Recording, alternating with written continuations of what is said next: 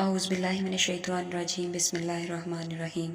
حضرت سلمہ رضی اللہ تعالیٰ عنہا کا بیان ہے کہ میں نے عرض کیا یا رسول اللہ صلی اللہ علیہ وآلہ وسلم، کیا مجھے ثواب ملے گا اگر اپنے پہلے شوہر ابو سلمہ رضی اللہ تعالیٰ عنہ کے بچوں پر خرچ کروں؟ تو وہ میری ہی اولاد ہے۔ اولاد پر خرچ کرنے میں بھی اجر و ثواب ملتا ہے۔ حضور اکرم صلی اللہ علیہ وآلہ وسلم نے فرمایا کہ ان پر خرچ کرتی رہو، تم کو ان پر خرچ کرنے کا ثواب ملے گا۔ حضرت سلمہ رضی اللہ تعالیٰ عنہا بھی حضور اکرم صلی اللہ علیہ وآلہ وسلم کی اہلیہ ہیں۔ ان کی روایت کی ہوئی سینکڑوں حدیثیں کتابوں میں ملتی ہیں۔ انہوں نے بھی دین خوب پھیلایا۔ ان کا نام ہند تھا۔ ان کے پہلے شوہر ابو سلمہ رضی اللہ تعالیٰ عنہ تھے۔ دونوں میاں بیوی ہجرت سے پہلے مکہ معظمہ میں ہی مسلمان ہو گئے تھے۔ اسلام کی راہ میں دونوں نے بہت تکلیفیں اٹھائیں۔ پہلے دونوں نے اسلام کی خاطر حبشہ کو ہجرت کی، بعد میں مدینہ منورہ کو ہجرت کی، لیکن اس مرتبہ دونوں ایک ساتھ ہجرت نہ کر سکے۔ اس وقت مکہ مکرمہ میں کافروں کا زور تھا۔ جب دونوں میاں بیوی ہجرت کے لیے نکلے تو حضرت سلمہ رضی اللہ تعالیٰ عنہا کو میکے والوں نے نہ جانے دیا۔ اس کے 1 سال بعد وہ ہجرت کر سکیں۔ ان کا ایک بچہ سلمہ نامی تھا۔ اسی کی وجہ سے سلمہ یعنی سلمہ کی ماں اور بچے کے باپ کو ابو سلمہ یعنی سلمہ کا باپ کہتے تھے۔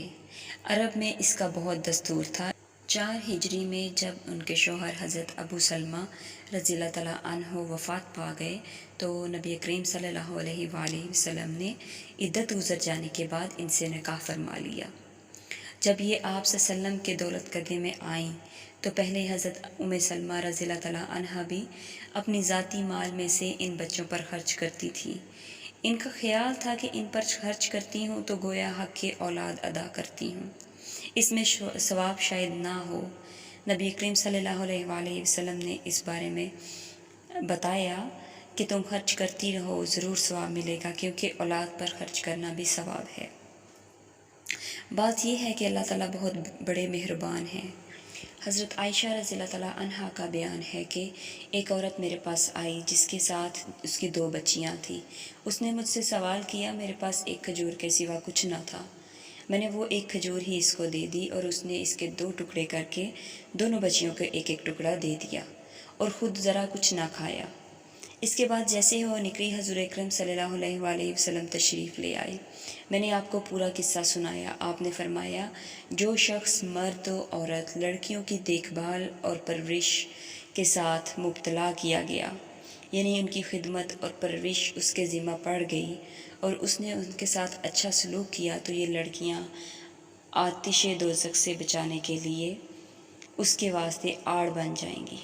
ایک موقع پر حضرت سراقہ بن مالک رضی اللہ تعالیٰ عنہ سے روایت ہے کہ حضور اکرم صلی اللہ علیہ وسلم نے فرمایا کہ تمہیں افضل ترین صدقہ نہ بتا دوں؟ پھر خود ہی جواب دیا کہ افضل ترین صدقہ یہ ہے کہ تم اپنی لڑکی پر خرچ کرو جو طلاق کی وجہ سے یا بیوہ ہو کر تمہارے پاس شوہر کے گھر سے واپس آ گئی۔ تمہارے علاوہ کوئی اس کے لیے کمائی کرنے والا نہیں ہے۔ نیز سرور عالم صلی اللہ علیہ وآلہ وسلم نے ارشاد فرمایا کہ جس نے 3 لڑکیوں یا 3 بہنوں کے اخراجات برداشت کیے اور ان کو ادب سکھایا اور رحم اور شفقت کا برتاؤ کیا، یہاں تک کہ وہ اس کے خرچ سے بے نیاز ہو گئیں، تو اللہ تعالیٰ نے اس کے لیے جنت واجب فرما دیں گے۔ ایک شخص نے عرض کیا، یا رسول اللہ، اگر 2 لڑکیاں یا 2 بہنیں ہوں جن کی پرورش کی ہو تو اس بارے میں حکم فرمایا، اس کے لیے بھی یہی فضیلت ہے۔ راوی کہتے ہیں، اگر ایک لڑکی کے بارے میں سوال کیا جاتا تو آپ صلی اللہ علیہ وآلہ وسلم ایک کے لیے بھی یہی فضیلت فرماتے۔ حضور اکرم صلی اللہ علیہ وآلہ وسلم نے لڑکیوں کی پرورش کرنے اور خیر خبر رکھنے والے کو بشارت سنائی کہ ایسا شخص دوزخ سے محفوظ رہے گا، اور لڑکیوں کی یہ خدمت اس کے لیے دوزخ سے بچانے کے لیے آڑ بن جائے گی، اپنی لڑکی ہو یا کسی دوسرے مسلمان کی یتیم بچی، ان سب کی پرورش کی یہی فضیلت ہے۔